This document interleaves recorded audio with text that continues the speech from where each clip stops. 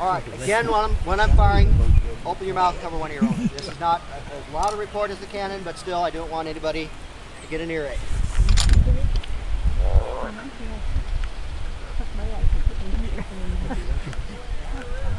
And I'm going to wait. They're moving. They're moving, yeah. Start fanning it now. They'll move. Got 20, you can't do it.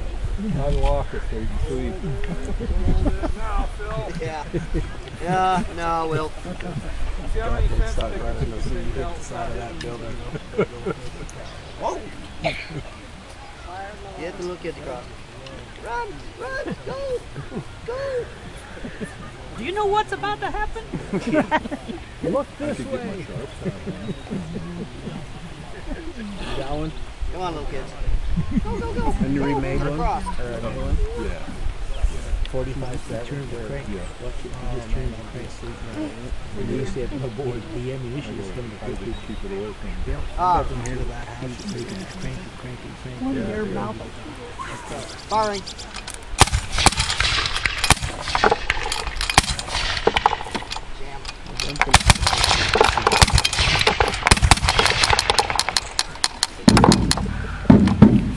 It's a little dirty. It's been fired a lot, so it did jam up a lot quicker than normal. But that is the basic firing action of the Gatling gun. Clean it out. That would help too. If I had a loader here holding it down, it would have cycled smoother too. All right, 1861 Gatling. Richard Jordan Gatling was a dentist that invented this gun. He built it hoping that it would be a type of weapon that would turn the tide for the Union Army, that it would be such a devastating weapon that the Confederacy would just surrender. Mr. Gatling built his gun, took it to the White House. Back then, you could just walk in and talk to old Honest Abe. You didn't have any appointment or anything. He walks in and goes up to Mr. Lincoln and says, "Hey, I got something to show you. Come on outside." Mr. Lincoln comes out, plays with it, and Abraham Lincoln liked it. Abraham Lincoln liked lots of guns. He was always playing with all the guns, and he liked all of them. So he says, "Okay, come on down the street." So they went down the street to the General of the Army, Mr. Seward, who was in charge of procurement for the Army. They demonstrated it for him, and Mr. Seward said, "Nope, not buying it. It uses too much ammo, and it's got too many moving parts. Our people aren't going to be smart enough to run it. Nope, you can't have it." And, you know, Mr. Lincoln's kind of, well, he's the guy that controls the money, so I guess, sorry. And so Mr. Gatling is nonetheless, he's a little crestfallen because he's not going to get that big Army contract that he was looking for right now. So he takes the gun over to one of the forts that are surrounding Washington, D.C., where there's a bunch of generals hanging out, and he says, "Hey, come on over here, let me show you this."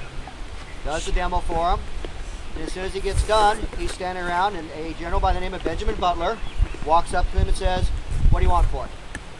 He says, "Well, I can make them for about $100 a piece. I want 6 now." So Mr. Butler bought 6 of them out of his own personal money and equipped a select group of his own guys from Ohio to run that battery, his own personal friends. And they would take those Gatlings and they would only use them in one battle, Battle of the Crater down in Petersburg, Siege of Petersburg. They would only fire a few rounds at the Johnnies, and then the Johnnies would take something larger like this and convince them that it was not, that they didn't want to do that anymore. So the United States Army did not use the Gatling that much during the Civil War. At the same time, however, that Mr. Gatling did the demonstration for the Army, the Marine Corps was standing there. The Marine Corps back then was not as large and as a force as it is now. It was kind of the smallest branch. It was a little part of the Navy that you guys said, "Well, you're not really, you know, part of the Navy." The Marine Corps looked at him and said, "Yeah, we could find a use for those." They bought some of them, put them on a naval carriage, a smaller carriage, and actually used them for some amphibious landings around the Charleston area, where you can't drive a cannon up onto the sand. So they actually purchased some of them, used them. They also purchased some of them that they put on boats that went up and down the rivers and used them to snipe at Confederate cavalry that were harassing them rather than use great big cannon. That's kind of a little overkill. So the United States Army during the American Civil War did not use the Gatling that much. It did not become popular until it got out here onto the plains. Back during the Civil War, the Confederates are nice enough that they line up in these nice big rows and they come right at us. The Indians don't play by those rules. They aren't going to stand still for us while we drop that off and blink at them. They're going to see that and they're going to go, no, we're going to go somewhere else. So out here on the plains, this weapon of ordnance here was not terribly effective against the native population. So as this came out here and became a cartridge-fed weapon and became more reliable, the Army said, hey, this kind of works. And so the Gatling would then therefore be incorporated more into the Army. It would be gradually refined and perfected until its heyday for the United States Army would be when an individual by the name of Teddy Roosevelt would take some of these and be in Cuba and use them to some extent in his glorious charge. So there you have, ladies and gentlemen, the history of the Gatling gun. Please feel free to come on up. It is a little dirty on the front. Please don't brush it against the front. I don't want anybody to have to If you have any questions on the cannon, these gentlemen back here will certainly help answer your questions. So please feel free to roam around for a little bit.